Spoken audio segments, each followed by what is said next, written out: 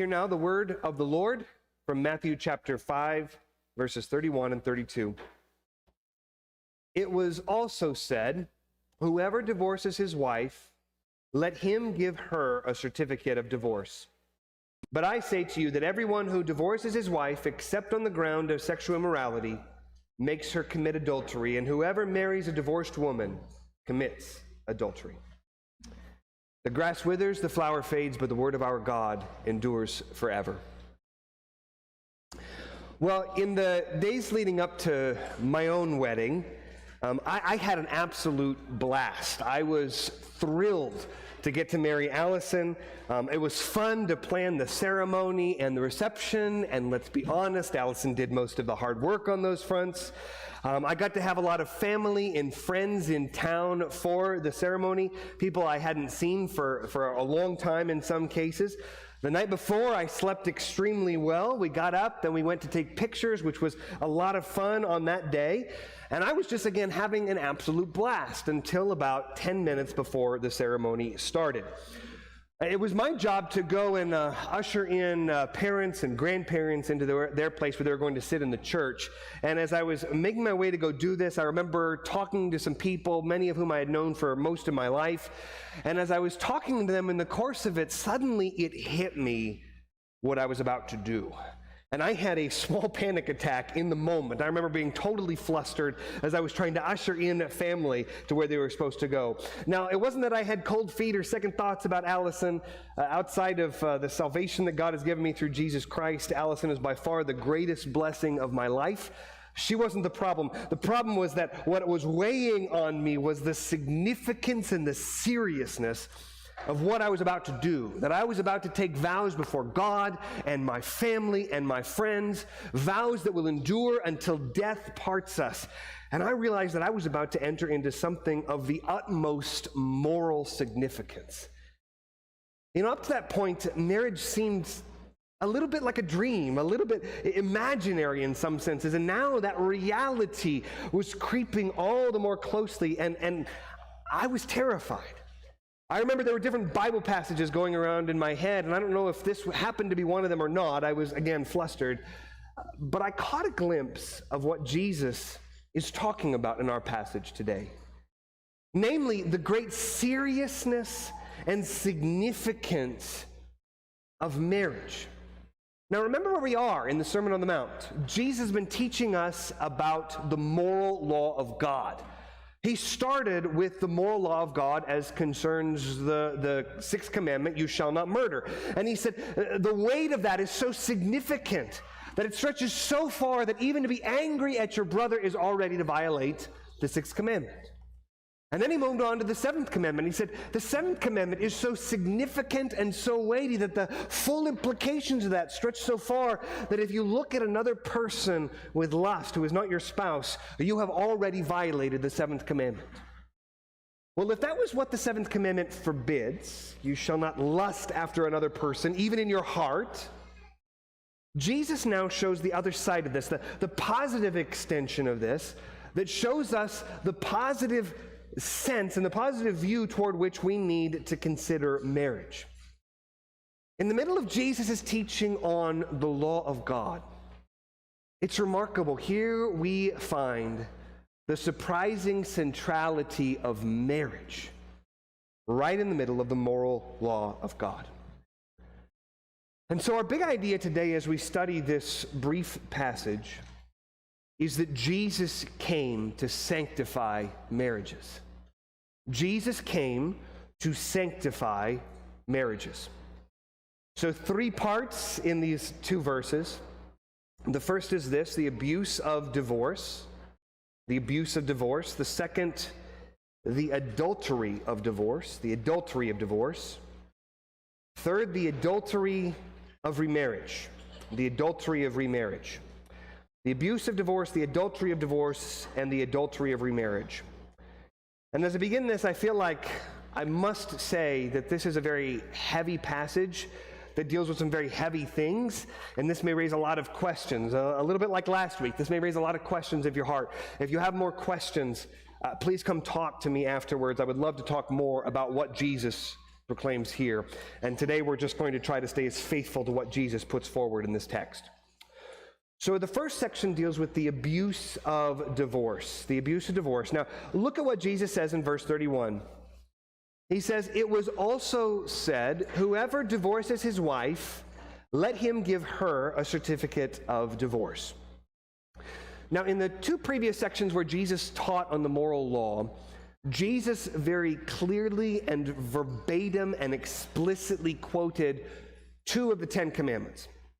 First, the sixth commandment, back in verse 21, "You shall not murder." And then the seventh commandment, back in verse 27, "You shall not commit adultery." And again, he quoted those verbatim. But here, Jesus is doing something different here. In the two previous sections, he'd been saying the problem wasn't with the commandments, the problem was with what you have been taught about these commandments. And now Jesus quotes not a commandment, not one of the 10 commandments, but some of the teaching of Moses, where he's quoting from Deuteronomy chapter 24, verse 1. And what's interesting is that the way Jesus quotes this, and the way that he quotes it, is really more of a paraphrase. It's not verbatim. And if you listen to the paraphrase, it sounds like what Moses was teaching is that divorce is a fairly easy thing to do. Really, the only requirement there was to give a wife a certificate of divorce. But what Jesus is doing is he is actually misquoting the text of Scripture just a little bit, and he's doing it on purpose. He's not trying to mislead us. In fact, he is pointing to the way that this passage has been twisted. But I want to read to you what the original passage teaches in context. In Deuteronomy 24, verses 1 through 4, it's actually a much longer context. And as I read it, you'll see that this is an elaborately stretched out situation, where Moses is going to say, imagine a situation where this happens, and this happens, and this happens, and this happens. And when you get to the end of it, what Moses says is not that divorce is a light and small and insignificant thing. He rather shows that remarriage after a divorce is actually a far weightier thing than we typically contemplate. So let me read to you Deuteronomy 24, verses 1 through 4. Here's what Moses says.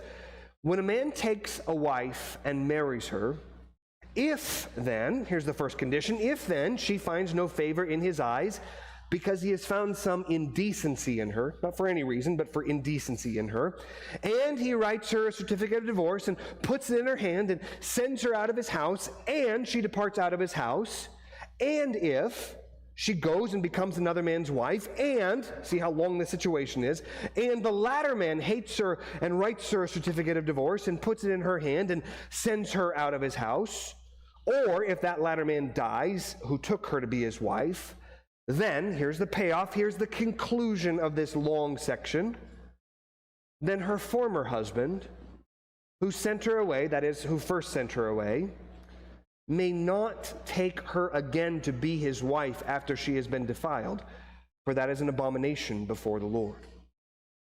What Moses is not getting at is he is not saying divorce is this small thing. Just write the right certificate, put it in her hands, and it's all taken care of. Wash your hands of it and move on with your life. What he's actually saying is that this is so serious, so significant, that one man cannot divorce his wife so that she's taken by another man, and then that first man takes her back. It's that serious. Now, this isn't typically categories that we have in our minds when we're thinking about divorce and remarriage. But what Moses is doing is he's forbidding certain kinds of remarriage.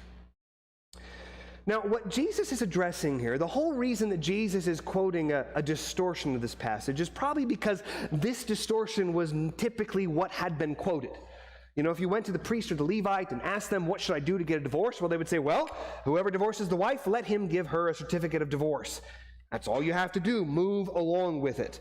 One commentator, John Nolland, puts it this way. He says, according to the Pharisees, divorce was purely a matter of paperwork, where the only thing mattered was to make sure that you did it by the book. Get your I's dotted and your T's crossed, and you're good to go.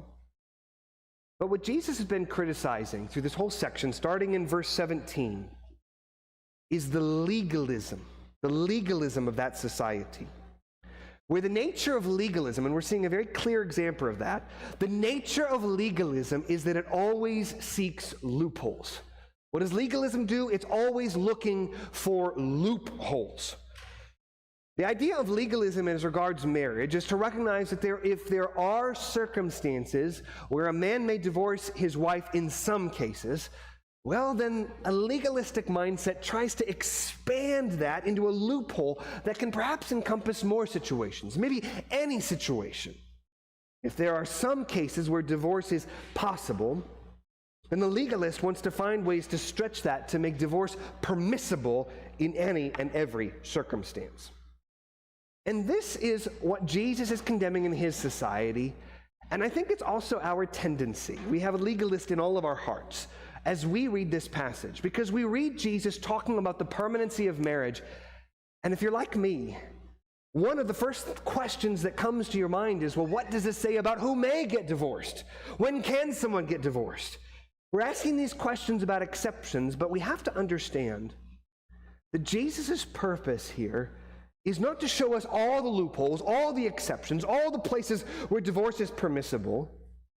It's rather in the context of the Sermon on the Mount to show us, as we've been talking about, the high as heaven, infinitely high standards of the law, where according to Jesus, the very end of this chapter, in chapter 5, verse 48, you therefore must be perfect as your heavenly Father is perfect.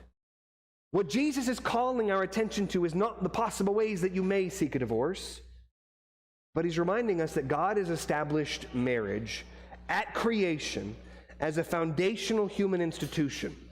Marriage is not a human invention. Marriage is not a casual relationship in any sense of that word. Marriage is not subject to redefinition by human legislatures or courts. Marriage is something that has profound moral and ethical implications. God's glory is bound up in marriage, and this is why Jesus came to sanctify marriages. Jesus said back in verse 17, "Do not think that I have come to abolish the law and the prophets. I have come not to abolish them, but to fulfill them." And when we talked about what that fulfillment meant, in part it means Jesus came to stretch out our understanding of the law, rather than being this very narrow thing that really mainly condemned other people's sins. This big thing that Jesus wants us to see, a high as heaven thing where the law condemns a tremendous amount of the sin in my heart and your heart. And Jesus is now dealing with the concept of marriage and saying, understand, I didn't come to abolish marriage, but to fulfill all that God requires in marriage. Have you ever seen a spy movie or read a spy novel or something like that? It's interesting. Spies go to some of the most elaborate, exotic, beautiful places on earth. They're doing some of the most interesting things. But it's really interesting when these spies get into these certain situations, they're never enjoying where they are. They're never appreciating, where these elaborate places where they are operating on. Rather, they are following their training and they are purely looking for the exits. The spy doesn't see all the splendor and all the riches and all the extravagance of where he is. The spy is only recognizing all the exits, trying to figure out how to get out of the situation if things go south, recognizing which exits have guards and which might be harder to get out than others. Jesus is saying that's the nature of legalism. It's that you're in a context, in a marriage, that is so beautiful and glorious that if you caught just a glimpse of the weight of it, it would move you to tears for its glory. But the heart of the legalist isn't appreciating anything of it. He's just looking for the exits. How are all the possible ways I can get out of this situation?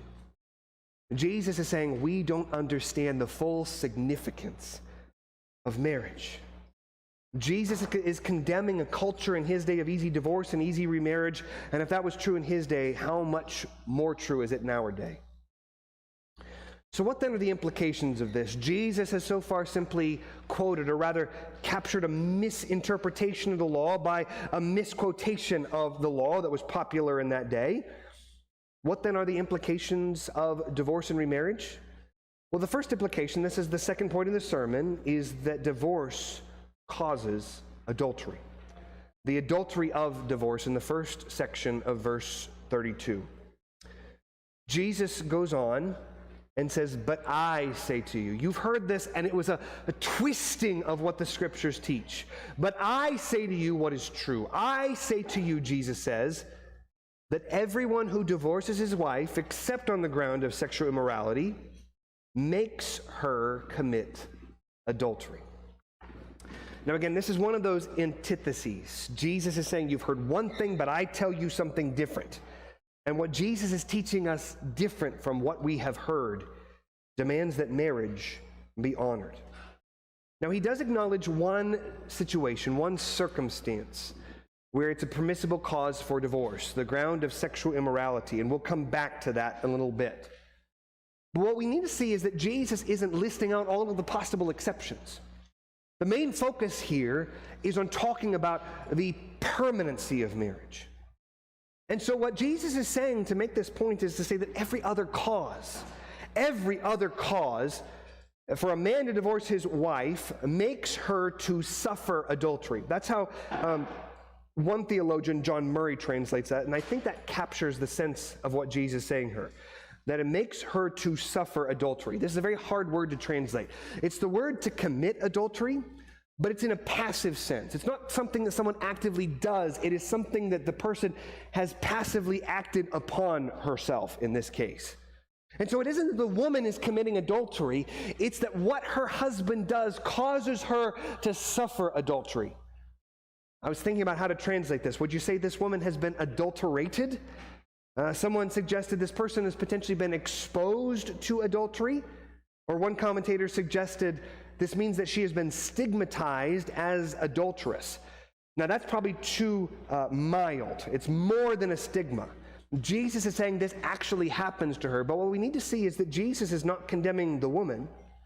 He is condemning the man for what he does to the woman by initiating this unjust divorce. To capture a sense of this, here's what John Calvin writes. He says, the man who unjustly and unlawfully abandons the wife whom God had given him is justly condemned for having prostituted his wife to others. This is so hard. This is so heavy. This is not the light, casual way we think about marriage and divorce. But we have to be really clear. In Jesus' day, in Jesus' society, only the man could initiate a divorce with his wife. In our society, it works both ways. The man can initiate a divorce with his wife. The wife can initiate a divorce with her husband. In fact, depending on the source, the general number that's largely agreed upon, it might be a little higher, a little lower, depending on the source you look at, roughly 70% of divorces in our society are initiated by women. Now, some of those, I don't know how many of those, some of those are initiated because of and on the ground of sexual immorality, but we have to understand that primarily women are the ones in our society initiating divorce. We need to think about that and recognize that within the context of what Jesus is saying here. Again, Jesus isn't trying to identify all the possible outs, all the possible exits. Jesus came to sanctify marriages, to fulfill all and fill out all that the law teaches us about the surprising centrality of marriage in the moral law of God. Now, we do have to come to this phrase, except for sexual immorality. Now, Jesus talked about adultery in the last section. You have heard it said, you shall not commit adultery. It's not the same word. The word for sexual immorality is sort of the big umbrella category. Within that one kind of sexual immorality would be the category of adultery, cheating on a spouse. But Jesus talks here about sexual immorality, meaning that this can actually apply to a lot of different kinds of sexual immorality. Now, why is there an exception that Jesus acknowledges here? Well, the idea here, if you look at what Jesus says here as well as the rest of the scriptures, is that when you're talking about sexual immorality, the one who initiates divorce because of the sexual immorality of the spouse, the one who initiates divorce is not the one who is breaking the marriage. The one who has broken the marriage already is the one who has committed sexual immorality, sinning against the spouse. That's what breaks the marriage. Now, that doesn't require them to divorce. There are many cases where people have worked through this, where there has been real and genuine repentance that has led people to reclaim and recover marriages even after a sexual immorality. It doesn't require people to divorce. But what Jesus is recognizing, the lifelong vows of marriage. Now, there are other examples, there are other cases For example, really the only other one would deal with a sense of abandonment. In 1 Corinthians 7:15, Paul describes the kind of willful desertion of an unbelieving spouse as can no way be remedied by the church or the civil magistrate. That, Paul says, is also sufficient cause for divorce. He says, let the other person go. But even in abandonment, effort must be made. Jesus' point, again, is not to identify all the possible exits. Well, you got this option and that option, and maybe you can drum something up over here, or maybe you can develop this idea. Jesus is sanctifying the institution of marriage as a whole, and that means that he is sanctifying individual marriages in particular. Except for sexual immorality, Jesus says that divorce makes the innocent party suffer adultery. Now, if you look online to try to figure out why do people initiate divorce outside of sexual morality, it's very interesting. You can usually see there's a cause for it. Particularly, there's a cause where someone is trying to gain something better. There's sort of a grass is greener situation. A man may want to pursue a different woman from his wife, and so he seeks a divorce on that case. A woman may feel held back in some aspect of her life, perhaps her career or something like that, held back by her marriage. Either of them may initiate divorce, arguing that they just aren't happy anymore. They identify some good. They say that my marriage is holding me back from this good. The only possible way to get that good would be to divorce my spouse and move on with my life. But while these may recognize something that we think to be good, it doesn't factor in the cost of getting from point A to point B. This isn't just a simple exchange. We're not just bartering products in the marketplace. We're talking about marriage, the indissoluble institution of marriage for life. And so what Jesus is saying here is that trying to get at this good and being willing to go through a divorce in order to accomplish that good is something like cutting off your nose to spite your face. Don't deform yourself just because you have a problem with your face, as we use that expression. And Jesus is saying, when you tear apart, rip apart the one flesh relationship of marriage, that's exactly what you were doing. You are entangling both you and your spouse, not only in psychological trauma, emotional trauma, not only in financial trauma, not only in even physical trauma from this. You are burying both you and your divorced spouse in deep moral trauma. You know, I think marriage is something that's so hard to understand the value of until it's broken. You know, marriage is all around us. We're always interacting with married people.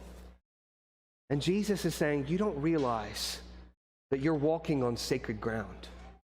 You don't realize when you're interacting with a married couple or when you're acting with one side of a married couple that you are walking on sacred ground. It's like you are in the temple, like you're in the Holy of Holies, like you are in the presence of God, and what you do there has deep and great significance. But it's hard to understand that value until it's gone. It's like a human life. We're always around other living human beings. It is hard to appreciate the value of a human life until that human being loses his or her life. And then suddenly, once what was good is broken, then suddenly you realize the value of what was lost. Jesus is saying the difficulty begins with this divorce, but it doesn't even end there. Divorce leads to ongoing problems, as we get to in the third section, the second argument against divorce and remarriage, and that is the adultery of remarriage. Now, this isn't the case for those who commit sexual immorality or divorce on the grounds of sexual immorality. The idea there is they are innocent. They have been released from this, where the other person was the one to break the marriage. They are therefore free to remarry again. But Jesus is closing the loop of the logic on the status of the woman who has been sent away by her husband, or in our society, the man who has been sent away by his wife. In this case, the divorced person not only suffers adultery, but anyone else who marries that person commits adultery with that person. Why? Because the marriage is not so lightly, so easily dissolved. The reason that marriage shouldn't be lightly entered into is because marriage may not be lightly exited out of. Even if you get a divorce that is all legal and proper, all your I's dotted, all your T's crossed, all the right paperwork submitted in the eyes of the law, that doesn't completely dissolve the marriage in the sight of God. There are ongoing ramifications for the sanctity of marriage. You know, I remember the day that I moved off to college. I was so excited about it, kind of like, although to a lesser degree, like getting excited for my wedding day. I was excited about it. It was the next chapter of my life. I was very busy leading up to it. I had to fill out lots of applications, make arrangements, register for classes, all of this. And I remember, and pack in all the middle of this, and I remember when I came down from my bedroom and was about to head out, let's head out, I remember seeing all of my stuff packed in the living room of my house right by the front door. And seeing all of my stuff outside of my own room, again, it hit me. It hit me what was about to change.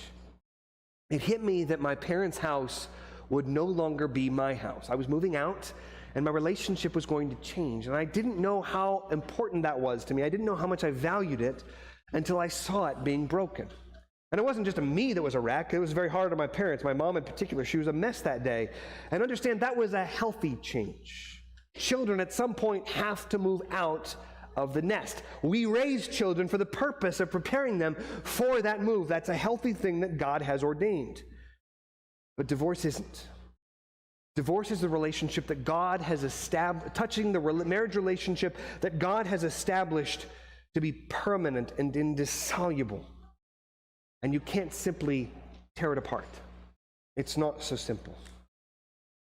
So what then do we do? Well, to apply what Jesus is teaching here, let me quote from Hebrews chapter 13, verse 4. Let marriage be held in honor among all. Let marriage be held in honor among all. Jesus is teaching that marriage is absolutely sacred. Marriage is foundational. It is fundamental. It is one of the institutions that God established in creation. This isn't something that God established after the fall into sin in order to fix something that went wrong. God established marriage from the very beginning at creation. Humans did not create marriage. Humans may not redefine marriage. I understand that in our society, marriage has been redefined to legalize homosexual marriage. And that does defile the sanctity of marriage. It cheapens it, it devalues it, it damages it. And Christians should pray that in our country and around the world, people would repent from this evil. It is profoundly damaging in this world that marriage has been redefined in the eyes of the world. But Jesus gets at a lot of other ways in which marriage is degraded and cheapened too, especially through the introduction of no-fault divorce. That means you don't need the ground of sexual immorality. No fault means of adulterous divorce. We don't see the damage. We don't see the harm. But Jesus calls our attention back to God's original purposes in creation, the surprising centrality of marriage within God's moral law. We must be far more diligent to protect our marriages. You know, that fresh, eager young couple, I've been part of that couple. I've married others of those couples standing in front of me right from up this stage. Some of you have been at those wedding ceremonies. Those fresh, eager young couples, they really scarcely understand what their vows mean. I mean, they know what they mean, but you don't know what you mean until you walk through it. It takes the rest of a married couple's life to explore all of the various applications. What did I sign up for all those many years ago when I said I do? The married couple on the front end of their marriage can't really understand it. You only understand it as you go through every up and down in sickness and health and riches and poverty and on and on and on. But that's why we need the Word of God to reopen our eyes to the full weight and the full significance of marriage. This marriage is so important. Jesus came to sanctify marriages. But again, as we've seen through this, every time Jesus is teaching on the law here in the Sermon on the Mount, you know, we tend to look at his words and we lose sight of him. And we may ask, why is marriage so surprisingly central in God's moral law? It's because marriage was originally ordained in order to give us a picture of Christ's relationship to his church. Any defiling of marriage that happens defiles the picture that God has set up all over this world to tell us what Christ's relationship to his church is. To break a marriage is to tell a serious lie about Jesus, about his faithfulness, about his love for his bride, the church. This is what Paul explains in Ephesians 5, verses 25 to 33. He says, "Husbands, love your wives." How? "As Christ loved the church and gave himself up for her, that he might sanctify her." Jesus came to sanctify marriages, having cleansed her by the washing of water with the word, so that he might present the church to himself in splendor, without spot or wrinkle or any such thing, that she might be holy and without blemish. In the same way, husbands should love their wives as their own bodies. He who loves his wife loves himself, for no one ever hated his own flesh, but nourishes and cherishes it. Don't cut off your nose to spite your face, just as Christ does the church, because we are members of his body. We're connected with him in a one flesh union. And then he goes on to quote from Genesis chapter 2, "Therefore a man shall leave his father and his mother and hold fast to his wife, and the two shall become one flesh." Up to this part, we've been talking about normal human marriages. But then Paul says this mystery is profound. A mystery is something that you saw in the past, but the true significance of it was veiled and concealed until you have an apocalypse, until you have the uncovering of what was veiled and concealed in the past. And you have revelation, which reveals us the true nature of this. And the covering over, the veiled nature of what marriage was all the way from the beginning, Paul says is this: this mystery is profound, and I am saying that it refers to Christ and the church. However, that doesn't mean we're off the hook in our own marriages, not to look for the exits. However, let each one of you love his wife as himself, and let the wife see that she respects her husband. This is why Jesus came to sanctify marriages. This is why God's glory is bound up in marriage. God created marriage not only for husbands and for wives and for children and for wider society. God created marriage to teach us about Christ and his love for the church. Again, to break apart a marriage is to tell a profoundly wicked lie about Jesus' faithfulness to his church. It's to show the humble, joyful love of God for us, to come down into this world and to give up his life for us. But then on the other side, we as the church are called to show our humble, joyful, submissive respect to Christ. And this marital union is not just something that happened in various human relationships. This was given to teach us about who Jesus is. But I understand that in our day and age, some people have already crossed these boundaries. Some people have already broken apart marriages. And you may be here today dealing with that issue, and the question you have to be left with is, well, what then? We saw in verses 21 through 26 that if you're angry with your brother, you're already guilty of the death penalty. If you're lusting after a woman, committing adultery in your heart with her, you have already broken the marriage vows. What then should we do for those who have completely divorced and cut off, sent away a spouse unlawfully, unbiblically? Well, part of Christ's glory as the great bridegroom of the church is to heal broken marriages and to extend abundant forgiveness for those who have sinned. Again, as a pastor, when I preach, my job is to lay out Jesus' words. I recognize that sometimes those words are going to be hard and heavy, and they are going to hit certain people in a very painful, difficult way. Understand, what Jesus is teaching here is only a part of his ministry and his preaching and teaching. What Jesus is doing is showing us the infinitely high standard of the law, so that all of us can see just how far short we fall. And however short we have fallen, because all have sinned and fallen short of the glory of God. That's what we're told in Romans 3:23. Jesus then calls us back to himself to find forgiveness and grace and mercy. The pieces can be put back together. You can have forgiveness through the shed blood of Jesus Christ. He can heal your wounds. So if you have questions for this, I'd ask you to come to me, and probably this isn't just going to be a conversation with me, it'll be involving the elders as we together try to give counsel and shepherd you through difficult situations. But please hear the word of God. Marriage plays a surprisingly central role to the moral system of God's law. Do not lightly enter into it. Do not lightly exit it. Jesus came to sanctify marriages. Let's pray. Heavenly Father, I pray that you would give us eyes to see and ears to hear and hearts to understand. I pray that if there are some who are offended by this message or hurt by this message from your Son, our Savior, Jesus Christ, I pray that their response would not be to run, to flee, but rather to repent. Instead of fleeing from Christ and his teaching, to flee to Christ, the Rock of Ages, the great bridegroom of the church, his bride, the great shepherd of the sheep, the one who heals up all of our wounds, the one who sprinkles us clean by his own blood.